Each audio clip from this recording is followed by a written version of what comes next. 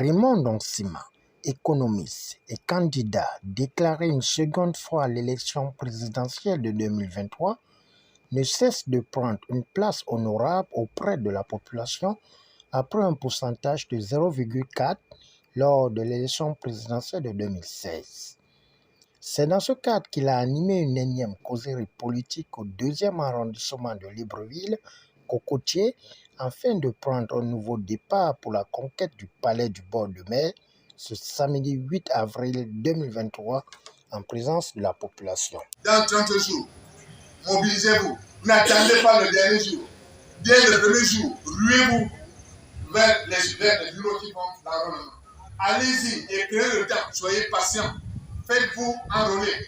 Si vous n'êtes pas déjà enrôlé. De toute façon, ce n'est pas tout le monde qui sera de nouveau enrôlé. Vous êtes déjà sur les listes électorales. Ceux qui sont des vieux électeurs. Vous devez seulement aller vérifier pour voir que le nom existe. Et vous devez vérifier là où vous allez voter. Mais pour le reste, ce sont les nouveaux qui n'ont pas encore été enrôlés, qui doivent se faire enrôler.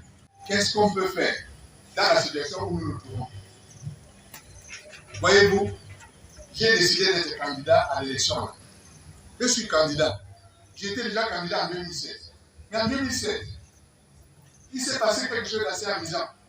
C'est-à-dire que quand on a voulu dire aux gens, mettons-nous d'accord sur ce que nous voulons faire pendant les 7 prochaines années, c'est-à-dire de 2016 à 2023, les gens ont dit non, on n'a pas besoin de discuter de ça. Ce qu'on doit discuter ici, c'est qui est le plus fort, qui est le plus beau, qui a le plus d'argent, qui est ceci, qui est cela. Je dis, mais ça ne va pas nous aider.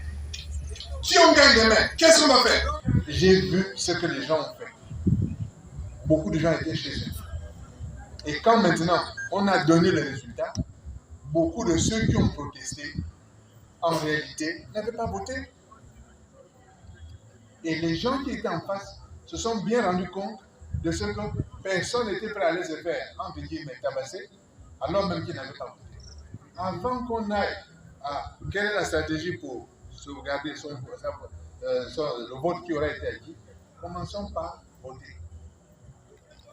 Commençons par voter et nous verrons plus tard ce qu'il en est. Je ne suis pas partisan des plans A, B, C, D, je ne connais pas ça. J'ai dit ça partout où j'ai été. Pour moi, je vais à l'élection avec l'intention de gagner. Si je gagne, nous verrons bien ce qui va se passer. Pour l'instant, c'est ça que je te dis. Voyez-vous, allons jusqu'au bout de votre logique. Allons jusqu'au bout de votre logique.